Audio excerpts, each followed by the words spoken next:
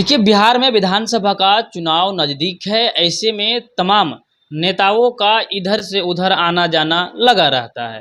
बिहार में ऐसे कई बार आपने देखा होगा कि चचा पलटेंगे लेकिन पलट जाते हैं कभी-कभी। लेकिन हम चचा की बात नहीं करेंगे, हम बात करेंगे और भी 2 नेता हैं।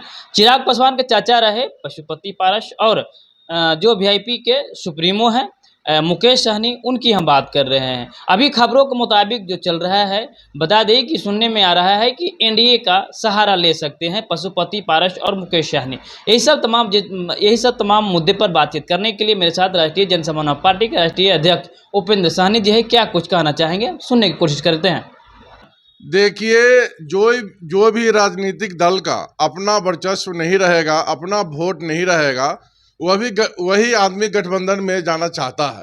जैसे मुकेश सहनी है और पशुपति पारस जी है, उनके पास तो वोट बैंक है ही नहीं है।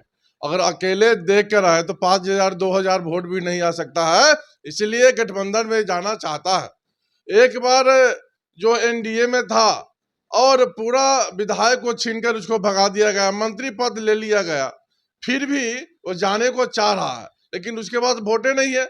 वोट जाएंगे तो कुछ फायदा होने वाला नहीं है। अगर यही था तो मुकेश सहनी सिमरी बख्तियारपुर में क्यों नहीं जीता? वो अपना सीट भी नहीं बचा पाया, वो हमारे वोट से हार गया था। इनको मालूम होना चाहिए। यानी मुकेश सहनी के पास कोई भी वोट बैंक नहीं है, खाली वाहवाही करता है और मलाह समाज उससे नाराज है। यही देख लीजिए 3 सीट महागठबंधन में जो उनको समाज के लिए अपना मंत्री पद छोड़ दिया आपको। अरे नहीं, उसको एनडीए ने लात मार कर भगाया है।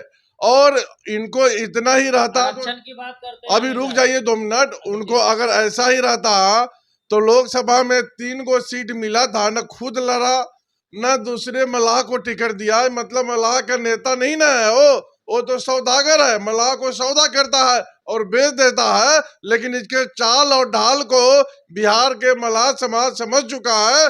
मलाह का असली नेता जो है उपेंद्र सहनी है, जो मैं हूँ। Mukesh Sahani is the thug of Mallah, but Upendra Sahani is the brother of Mallah. वो मलाहों को ठगता है, हम मलाह का भाई है, हम हेल्प करते हैं। 2025 में हम 101 सीट पर मलाहों को लड़ाएंगे और उसको आर्थिक मदद भी करेंगे। लेकिन मुकेश सहनी ऐसा कुछ नहीं कर पाएगा। पहले मलाह को टिकट देने के लिए उसका जेब टटोलता है।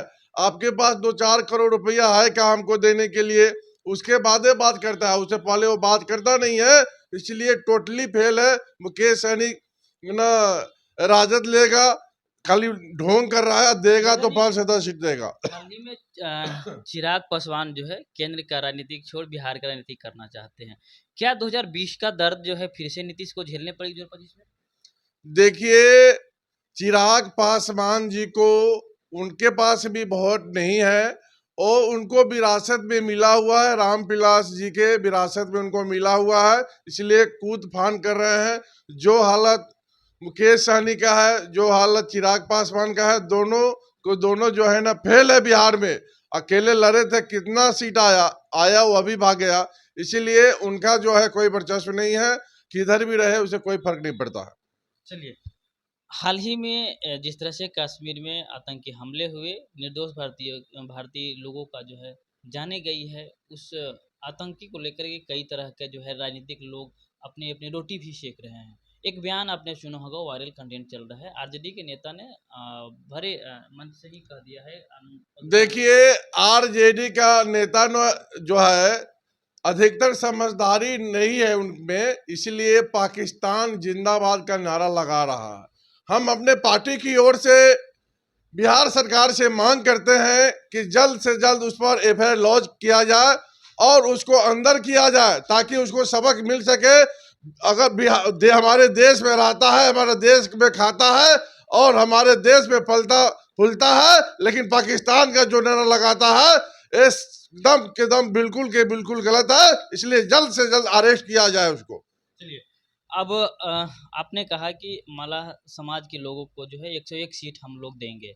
बाकी और भी समुदाय के लोग हैं, मुस्लिम समुदाय से लोगों को कितनी सीट देने की संभावना है? आरजेडी क्या दावा? देखिए, अकॉर्डिंग टू जनसंख्या के हिसाब से सबसे बड़ी जो है मुस्लिम समाज है, उसके बाद यादव है उसके बाद मलाह समाज है, उसके बाद अन्य जो आते हैं, उस जनसंख्या के हिसाब से हम टिकट बांटेंगे और सबको बराबर का हिस्सा देंगे और सबको मंत्री बनने का हम मौका देंगे। मतलब जितनी संख्या जितनी उतनी भागीदारी राजपा हाँ, उतनी भागीदारी हम देने का काम करेंगे, किसी के साथ विश्वासघात नहीं होगा, सबको बराबर का हिस्सा मिलेगा जनसंख्या के हिसाब से। इसीलिए बिहार में हमारे पार्टी में सब आदमी जुट रहे हैं। हमारे माननीय प्रदेश अध्यक्ष सोनू कुमार सिंह जी ने यहाँ पर मुख्यमंत्री का चेहरा 2025 में घोषणा भी कर दिए हैं। उपेंद्र सहनी जो मैं मुख्यमंत्री का घोषणा कर दिए हैं और 4 विभिन्न जातियों से लालू प्रसाद यादव जो है यादव समाज से है, मोहम्मद जी है और मुस्लिम समाज से है, उसके बाद एक जो है राजपूत समाज से है और एक राम समाज से है। सबको घोषणा कर दिया है, यानी हमारे जो पार्टी में सबका समान है, सबका विकास है, इसलिए हम की बार सरकार बनना हमारा तय है। चलिए, पटना में कल एक रैली होती है, ताड़ी व्यवसाय महाजुटान रैली। आरजेडी की तरफ से रखा जाता है, तमाम बड़े बड़े लीडर वहाँ पे मौजूद होते हैं।